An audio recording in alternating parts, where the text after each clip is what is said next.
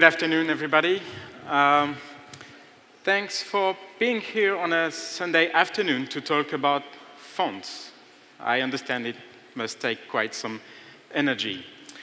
I'm Jean-Baptiste Levée. I come from Paris, France, and 3 years ago I started a type foundry called Production Type.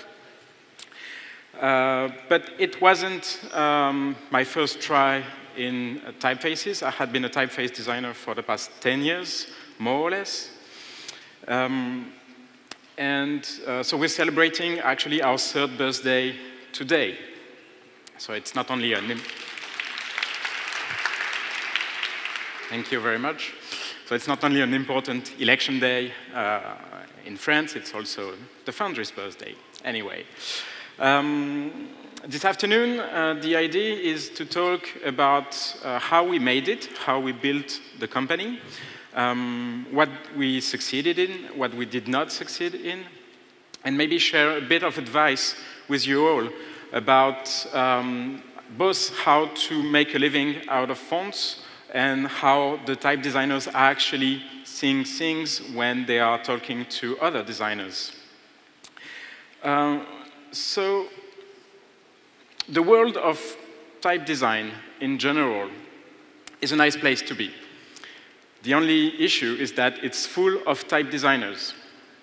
When you hear about typeface designers, most people have a very specific idea about what a type designer is.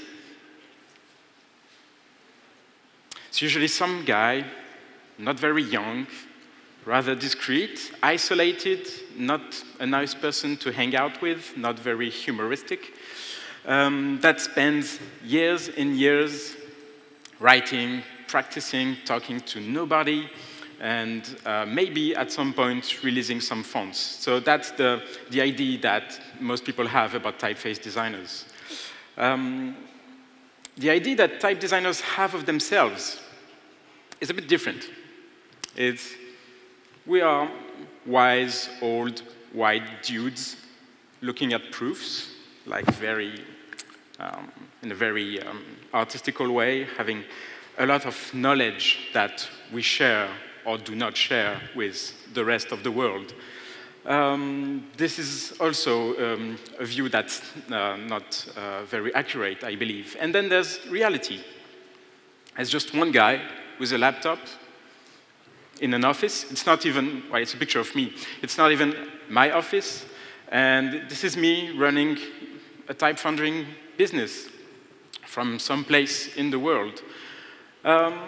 So how did we get there? Well, we asked ourselves a lot of questions first. How to make those fonts and bring them to the market. As a typeface designer, these are the questions that I ask myself. And if you want to do typeface design and sell your own fonts, this is probably the questions you'll have to ask yourself. So what's the best way to get my typefaces on the market? We'll talk about it. Who offers the best royalty rate? Yeah, it's all about the money, right? What else is in the contract? What service do my partner guarantee, the foundry or the distributor? Do I respect their brand? Yesterday, Mike told you about brand ethics. This is really something that needs attention. What kind of audience does this partner speak to? Do you want to touch the graphic design market, the corporate market, the industrial market?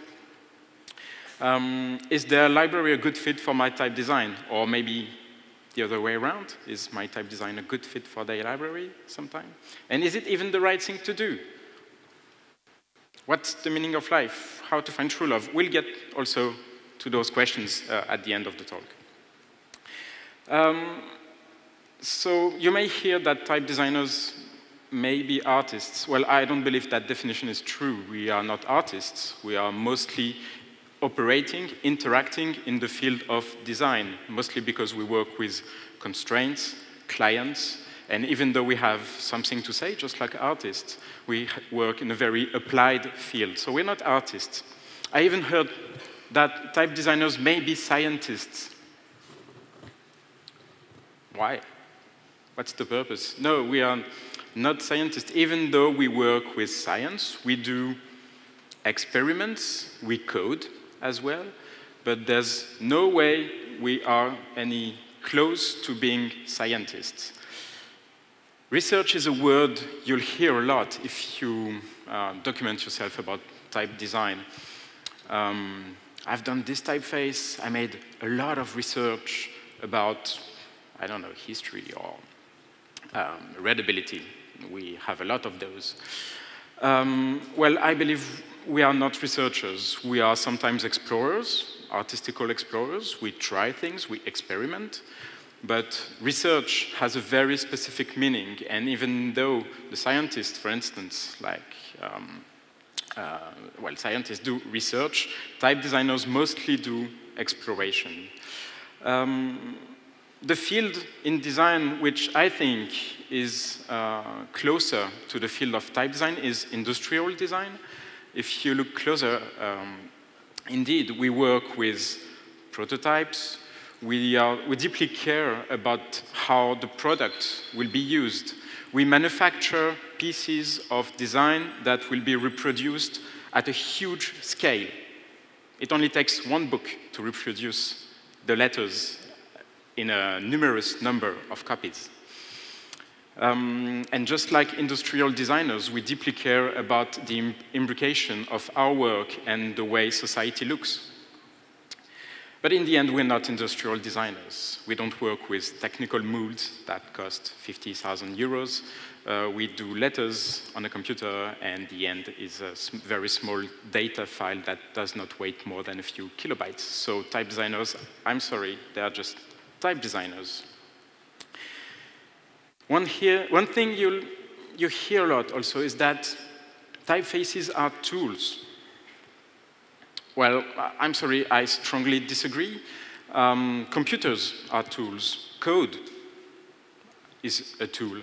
Typefaces are not tools. Typefaces are design. When you use a typeface on a logotype and you put some color on top of it, what you do is not use a tool, you used the design, and we provide, I try not to be too show-off about it, but we provide design to designers, and that's what typeface design is about. We sell our own views on design.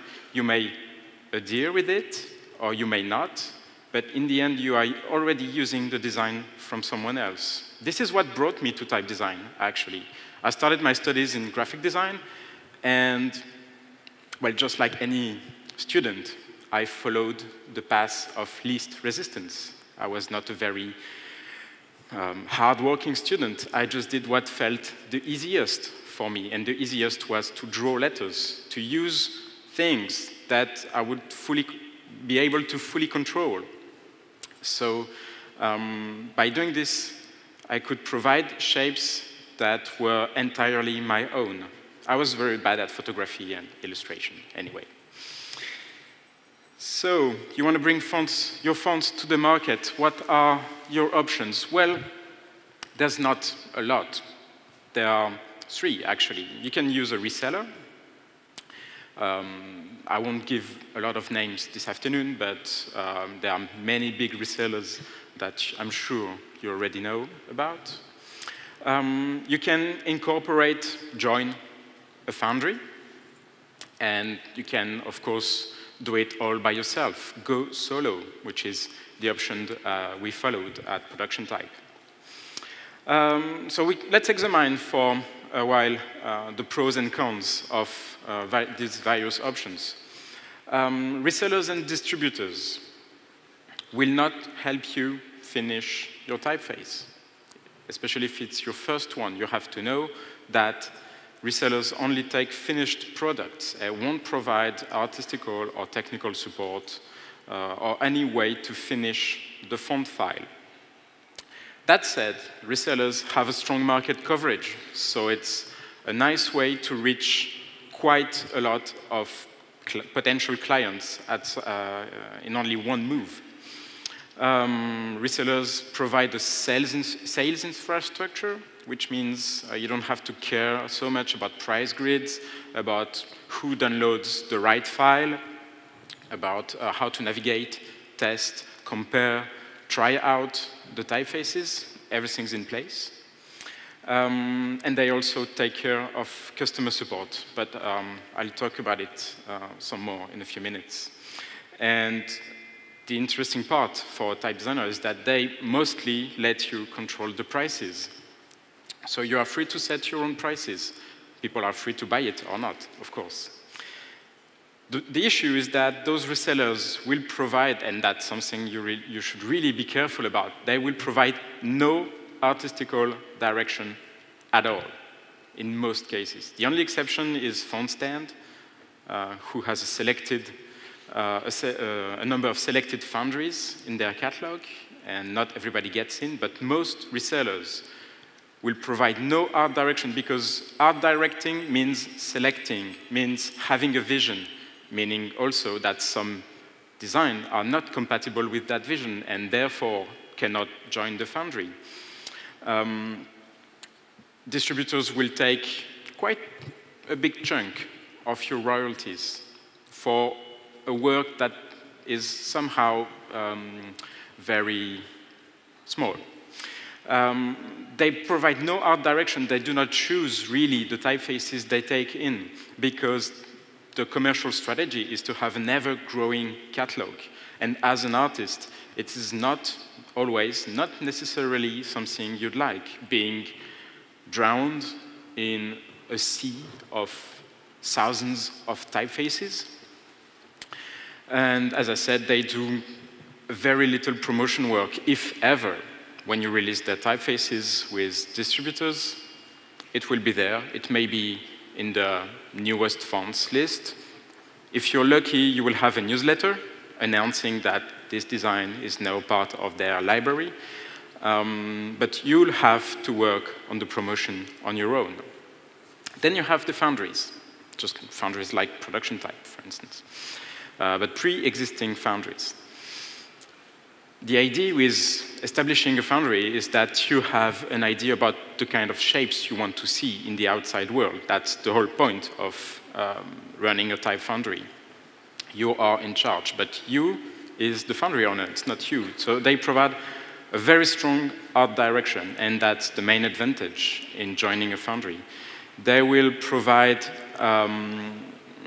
framing support, artistical support. They will help, most of the time, they will help in getting your typeface finished and ready for the market.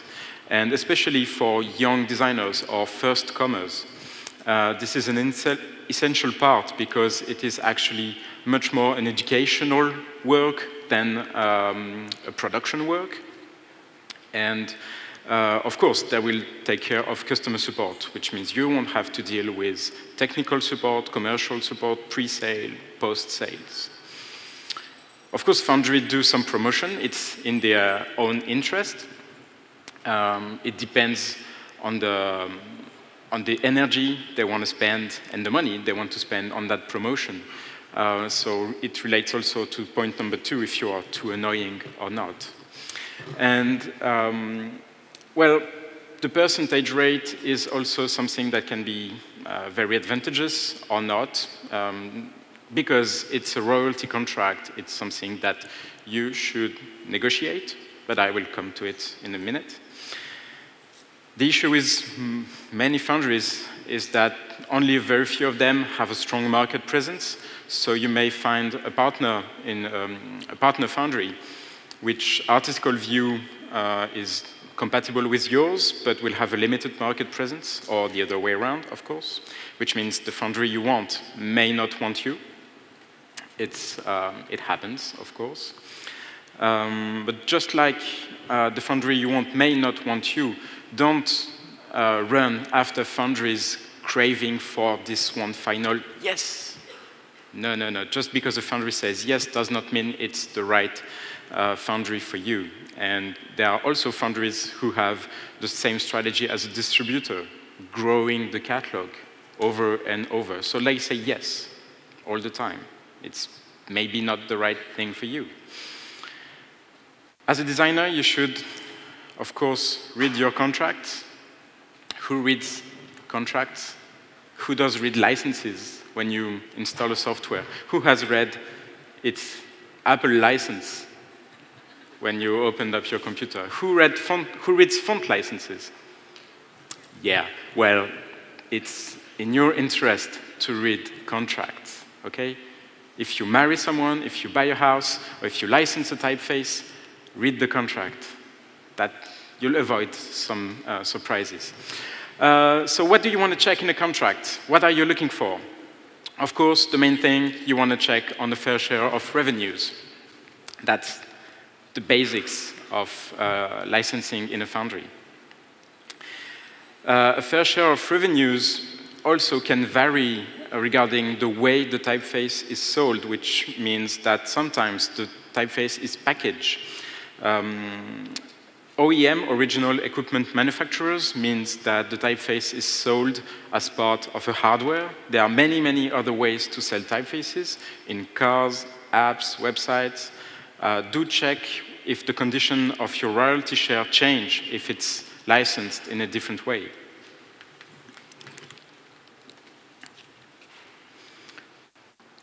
Watch out for compilation packages as well. If you have an offer about the 20 most gorgeous script fonts, 80% off, what will be your royalty share in that case?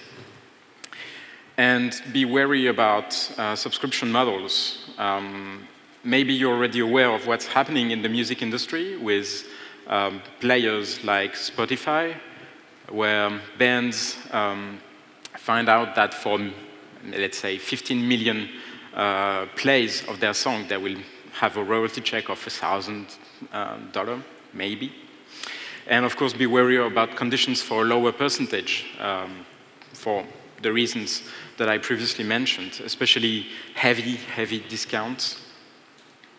Think about it for a while. If you license a typeface at an 80% discount, who earns the money? What else to check? Well, you want to have a fixed deal. Be very specific about it on the recommended end user price. Well, a good thing that we are in Europe, and you cannot really have a deal on anything else but the end price, meaning what the customer pay, you'll get a share of that price, not any other price. But it may not be the case if you sign up with Anglo-Saxon foundries, American foundries, for instance, or American distributors, which will have some paragraphs in the contract about deductions, taxes, shipping, advertising costs, overhead costs, and various other costs. You should not be the one paying for those. What about modification rights? You've done a typeface, you're very proud of it, congrats. And then a client shows up at the foundry and asks for a few modifications. Is it okay or not with you? Well, we don't know, but it's nicer to ask, don't you think?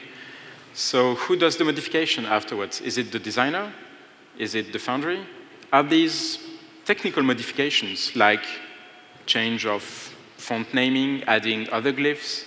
Is it artistical modifications like change of spacing, kerning, addition of extra styles, bolder weights, and other customizations?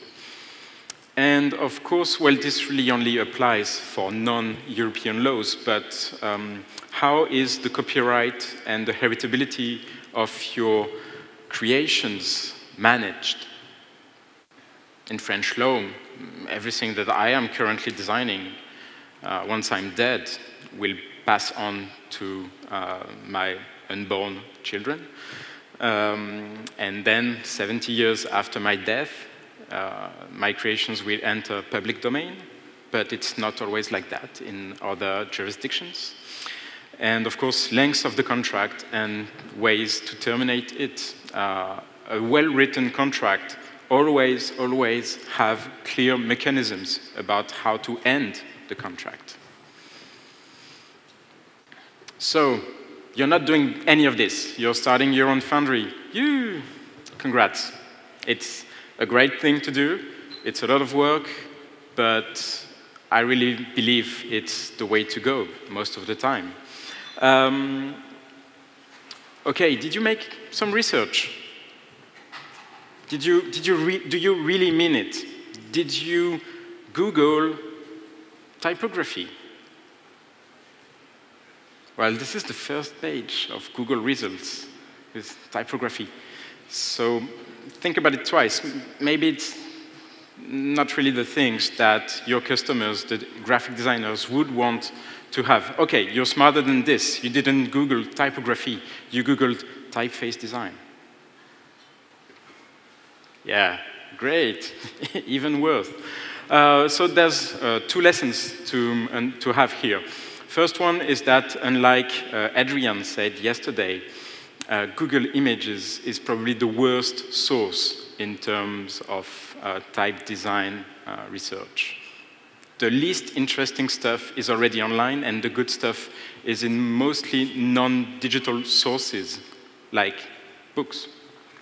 And the second lesson is that you really have to think about the kind of shapes you want to see out in the world. Do you want to provide the same shapes as your neighbor, or do you want to provide a different view? Of course, don't forget to have fun. Running a type foundry is a lot of fun, and I work about 70 hours a week, and I'm totally okay with that because I'm having fun, just like a kid, really. I'm playing with my toys. It's incredible amounts of fun. So take it seriously and take it also with a grain of salt. You're starting your type foundry. Do you have a plan? What do you really mean? What is the projections you have? Do you have a business plan? Business plan is not a swear word. It's a simple and objective way to organize your business practice. Maybe it's a very simple table where you put in your work environment, so to say. Yes, that's probably the best idea. The business plan is not about strategy. It's not about trying to come up with solutions to sell low-quality products. Quality will always be your best business plan, always. But what's quality? What kind of quality are we talking about?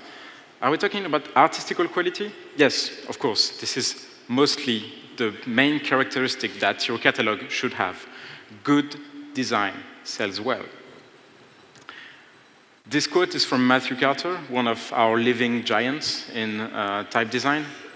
Think about it for a while. It can be good or interesting. It's rarely both, which means you'll see plenty of well-executed, super boring typefaces.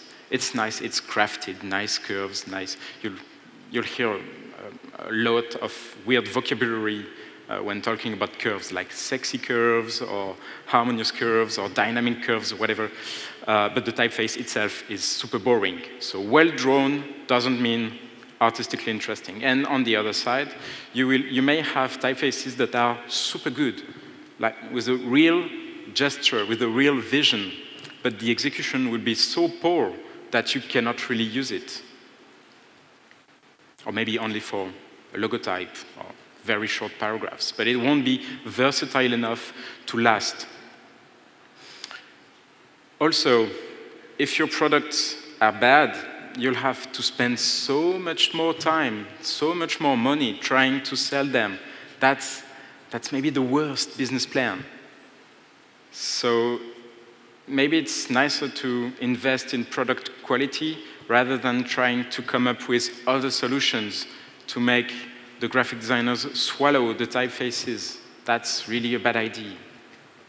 And then there's technical quality. And technical quality, well,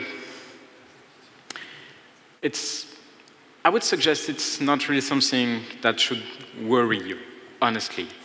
The biggest scam in digital design is to make you believe that production softwares like InDesign and Illustrator are actually creative softwares. They're not, and it's the same in type design.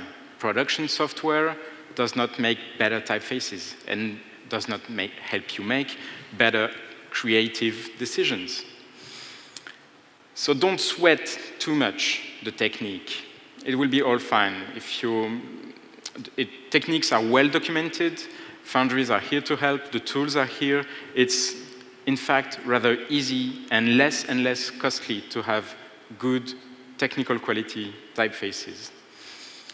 So just be clear with yourself. Define a technical strategy. What language do you want to support? What open type functions do you want to have in the typefaces? And stick to it, and you're done. Don't make the mistake of relying on numbers. You'll see that kind of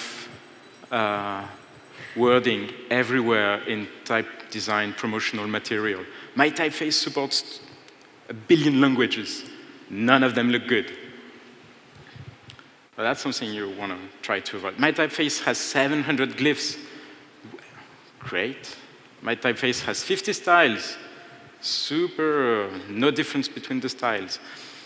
Or very, very little. And my favorite, my typefaces has 3,000 kerning pairs. You see that all the time. I can't think of anything more stupid than advertising a book by the number of words it has. Imagine that.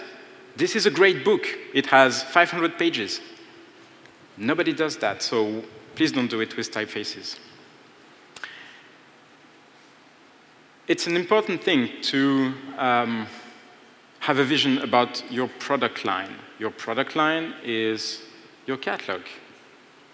Populating a Type Foundry catalog, or as a graphic designer, it's the same strategy. Populating your typothèque, your library of typefaces, is very much alike having a wardrobe of clothes. You'll need everyday stuff for everyday occasions. Okay? You need your good old pair of jeans that you can wear every day and not be fed up with. You need typefaces like this. You also need that little black dress, the super elegant one, the cocktail dress, the very expensive cocktail dress. So I have a few cocktail dresses. I have a few typefaces like that in our catalog. And of course, you'll need the high-end designer clothes, the ones that have a strong artistical gesture, but that you may get fed up with at some point because it will be in your face all the time. And also, you need typefaces for the season, just like T-shirts for the season, cheap T-shirts that will not last long, like H&M T-shirts. You cannot wash them anyway. They will come up with lots of holes, and they will twist and everything.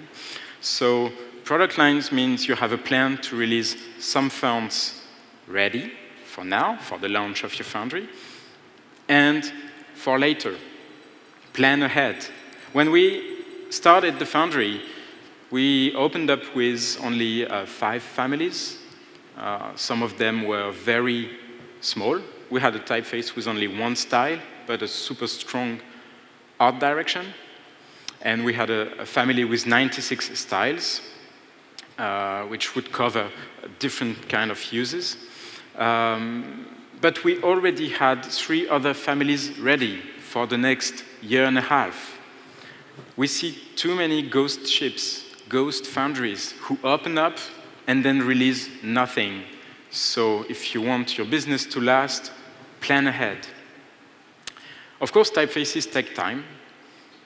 Remember the picture of the monk working 10 years? I've worked 10 years on typefaces. It can take time, but and even though delays are fine, the world is changing and typefaces take less and less time to finish. All right, let's talk a bit about business. This is a business conference, right? So I hesitated in talking about this one specific aspect, but because obviously, if you're all here, is because you care about the business aspect of our field. The business of selling fonts is very different from the business of running a design studio. It has nothing romantic. This is the retail business. You're not dealing with clients and projects for several thousands of dozens of thousands of euros. You're dealing with clients who are actually spending 30 euros or 60 euros in your e-commerce website. So don't hate it. That's really important. Not everybody is made to be a retailer. You have to love it. Also, talking over the phone for a 60 euro license, explaining over and over, yes, you can use this typeface on a t-shirt. No, you cannot sell it to someone else. No, you can copy it 1,000 times. And no, you don't put it on that Russian font forum. This is all part of the job. Some things you already do as an independent or designer or as a studio, meetings, invoicing, etc. Be ready that you'll have to do this more often for smaller amounts of money. So you have to love your clients. I guess there are much more graphic designers than type designers in this audience. Guys, I love you. Most of the times, you have no clue about licensing. It's really taking a lot of time to explain this over and over again, but I love you because I love teaching people stuff. That's also, I'm teaching in school. That's what I do. I like repeating myself. And when I get older, nobody will care any longer about what I do repeat over and over. But I do love the people who are interested enough in what we do that they want actually to know more. They want to know how it works. How can I enhance the production, my own work, with designs? How can I borrow bits of views, design views, from someone else and make my own work a success for me and my client? So, yeah, I kind of love client support. This morning, Sunday, 11 a.m., I was doing client support, explaining how font downloading works. I don't want to be that guy with the cell phone on the belt, like running everywhere because our font server is down. But still, I like being on the phone and explaining how you can make better work with better typefaces. This is also important because even as a designer, you're supposed to love the users to meet your clients. In type design, it's the same. Meet the users, listen to what they have to say. Most of the time, it's typefaces are expensive, and yeah, okay. Still, I do love those conversations because it's really how you can grasp the way you are inserting yourself in the design economy and in the design field. And of course, talk to them, get some feedback about the typefaces they'd like to see, the typefaces they've used, and what works, what doesn't. So in type design, the social aspect, the interaction, is really, really important to understand what you want to do, what you want to provide in the future. And of course, as I said, I started my studies in graphic design. I don't believe I'm an excellent graphic designer. I'm an average graphic designer. I know how not to do too ugly stuff, but that's about it. But be really conscious about the fact that if you are into the business of type design, this does not mean you are already a good graphic designer. Because type design is not a specialized field of graphic design. It's a field in its own. So if you're not sure of yourself, team up with good graphic designers who'll make awesome graphics for the Foundry. But please do not do the bad color combinations and the super ugly, swashy things in videos that we see way too often.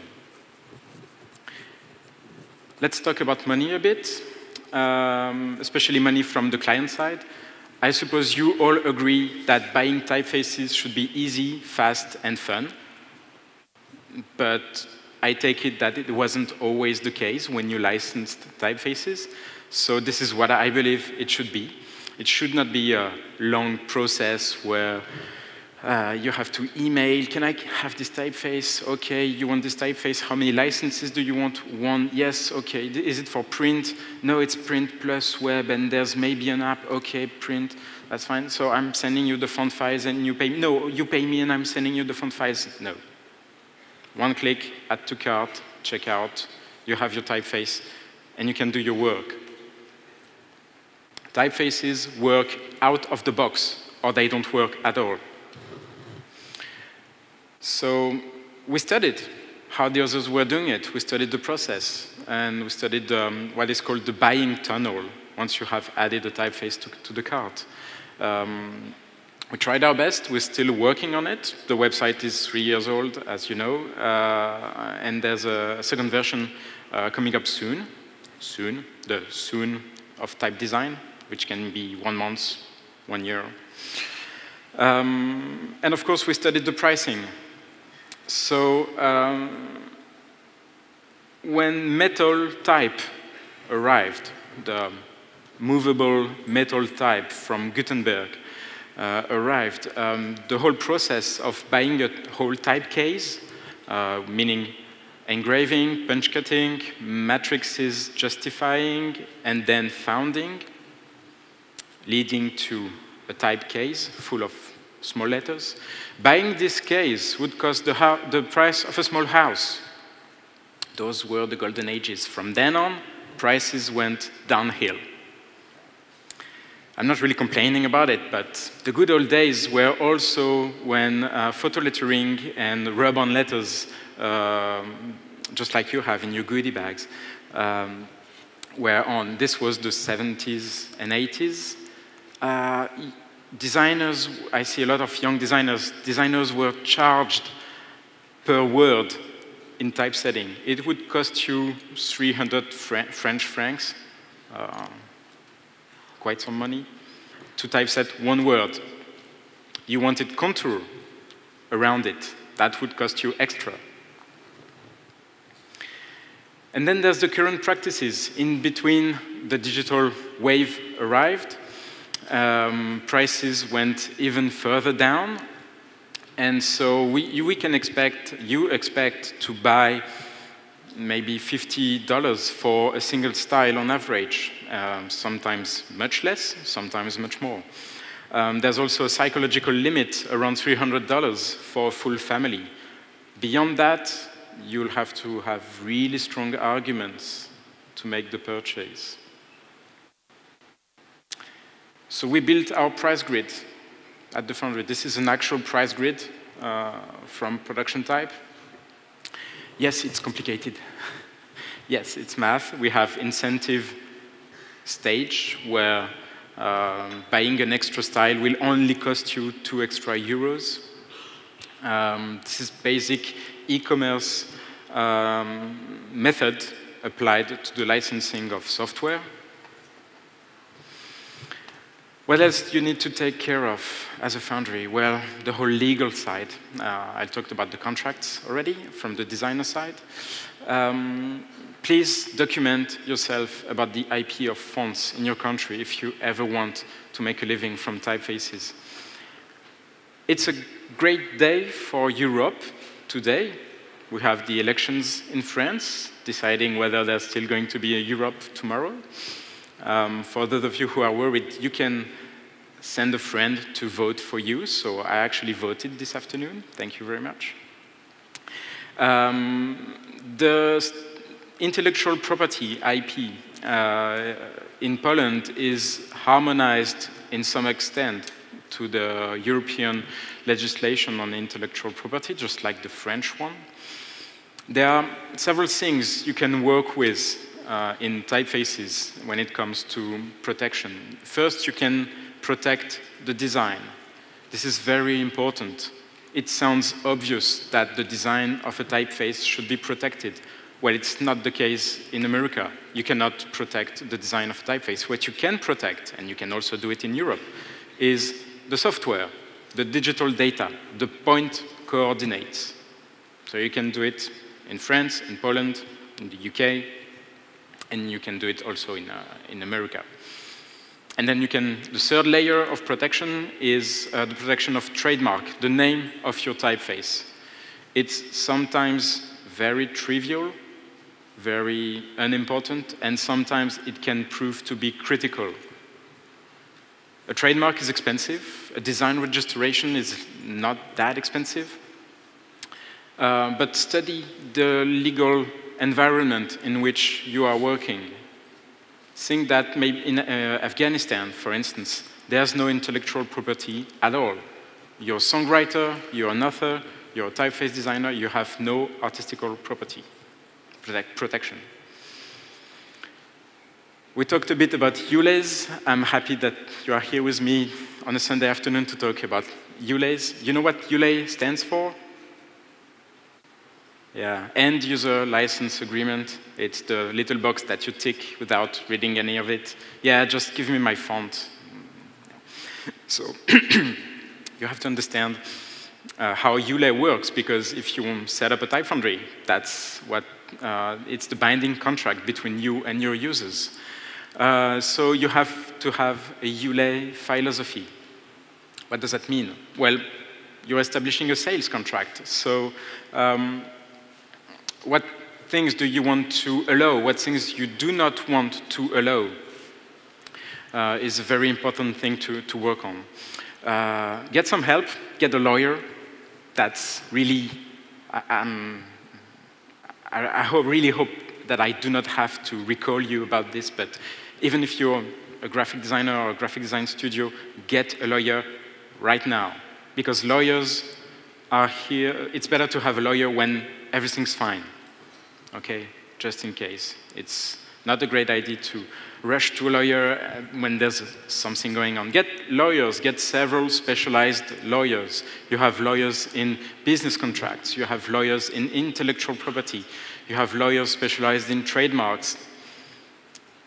Of course, no lawyer, most of the lawyers, let's say, no lawyer really knows about typefaces. So you have to understand clearly enough what are typefaces to you so that you can explain it to a lawyer, and then it will be all fine. So create a relationship with this person. They are here to work with you. They are, of course, super costly, but it's money well spent.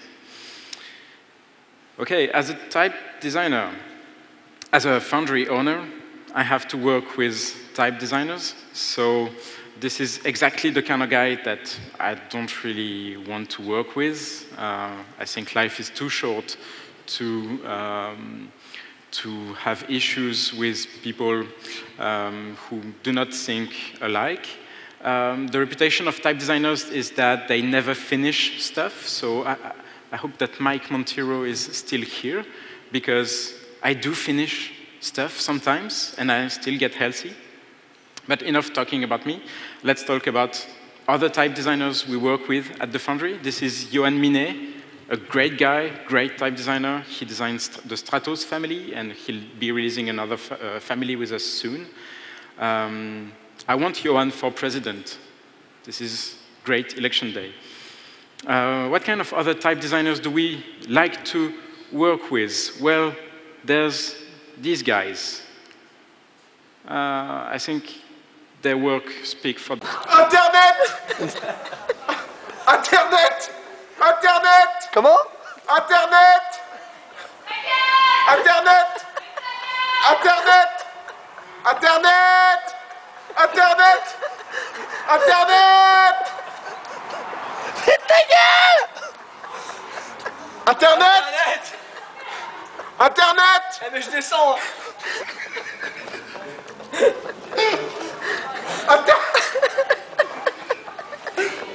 Internet. T'entends ou pas? Mais du coup, mais ta gueule, mais j'en peux plus, Je vais descendre, moi. Internet. Internet. Okay, enough. At some point, some guy went down the street and threatened him. This video is 10 years old, but this is the kind of people that I really, really want to work with because, well, you can see they understand the importance of internet. This is Superscript Design Studio. They have released one typeface with us already, and there'll be 2 more coming up. So watch for these guys. As a foundry, working with designers, you have to establish a trust relationship, and trust is not something you ask for. Trust is something you earn. So you do not request, trust me, it's going to be fine. No, you have to prove it. Be transparent on sales. Production type designers have a 24/7 access to backend where they can check on their royalties and know exactly at every time of the night what they are earning, actually. And also, there's no such thing as hiding the credits. So every name deserves a presence. When credit is due, credit is given. And of course, design is the fun part. Don't forget about it. So we do identity, specimens, promotional material. This is all rather costly, but we love to do it. And it's maybe one of the small satisfaction you can have in type design, using your own designs. Of course, the costly part is building a website. I won't show you how to build e-commerce website selling digital goods. Just know that you have to make a really good one and have to make the choice between picking a ready-made CMS or making your own custom one. We ended up with this solution. It's all custom. Website is a long-term job, so you want to have the basic functionalities in place, which is selling fonts. And then all the refinements can come later. So this is an extract from our own back office. We have everything in place for future growth and future evolution of the font formats. Right now, there are big discussions about variable fonts, dynamic fonts. It's the new outspring of multiple master.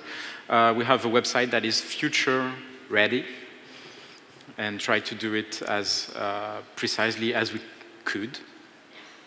Marketing. Marketing is not a swear word. Marketing is the equation between a product and its customers or its customership. Be really careful about what you do with marketing. It can go off in a minute. For instance, maybe you remember this horrible event that happened in the US on June 12th, 2016, this mass shooting in a club in Orlando, where a guy shot down 50 people with an automatic weapon. This is what happened on June 16th. Right after that, like some guys thought it would be a good idea to release a typeface and using weaponized design as a marketing thing. So I really hope it's not on purpose, but this is not the kind of thing that you want to have to happen for your foundry. I'm not giving a lesson in marketing channels. You all know that social media is important. How important do you want it to be? How often do you want to send out newsletters? Newsletters are not always annoying. Sometimes they are, but lots of our clients love to have news from us and only read the newsletters, nothing else. Same for social media. Work on your social media strategy. Do you want to be on every channel? Not all. Please do not replicate the same content on all channels. That's super annoying. I want to follow someone on Twitter and like a Facebook page, but if I get double the content, I will wipe out one of the two. So at Production Type, we have different voices for different channels. Type design is about giving shape to language, okay? Written language sometimes. It's about designing text. And when you'll be writing your own text, please do proofread yourself. If you write in English, especially, make sure that everybody is able to understand you. If you're not sure of that, don't write at all. If you don't know what to say, well, that's not a great idea, but it's better to have no text than a poorly written text, really. So better perfect than half-baked. Respect the reader's time. If people are interested in what you do, respect their time, respect their intelligence. It's not because you write that this typeface is legible that it automatically is. And when I read that typeface is super legible, I'm like, yeah, right. You'll have to prove it. Of course, you're not alone. The business of running foundries is one that has a rather wide community, but it's a very narrow field, so people talk. For better or worse, you are not alone, so maybe let's start with the worse. Copy something, and you'll get called out. So imitation is definitely not the sincerest form of flattery. Find your own damn way, for God's sake. Mistakes are easily made and avoided. The type design community is a forgiving one to a certain level. So just think that you are not alone, for better or worse. For the better, it's a very supportive community. Lots of resources are online. When I started, some things were simply not to be found, how to properly prepare a typeface for screen. The interaction between colleagues, you'll have people whose design view you share, and it's important to maintain the social side of design by talking about it, criticizing design, exchanging ideas, point of view with colleagues, and advice is always free, so always dare to ask. All right, we are reaching to an end. So maybe a small word of advice. This is something I hear a lot, and I heard about it also yesterday and I think this morning as well. We hear that you'll be solving problems with design. Well, maybe, but keep in mind that in type design, problem solving is probably the lowest form of design. I really mean it. So what's the highest way of problem solving? It's investing your humanity. Do type design just like you mean it. I did not invent this quote. It's from Matthew Butterick. So I hope this had given you some advice and gave you the will to start your own types, your own designs, and your own foundry. Thank you very much for listening to me.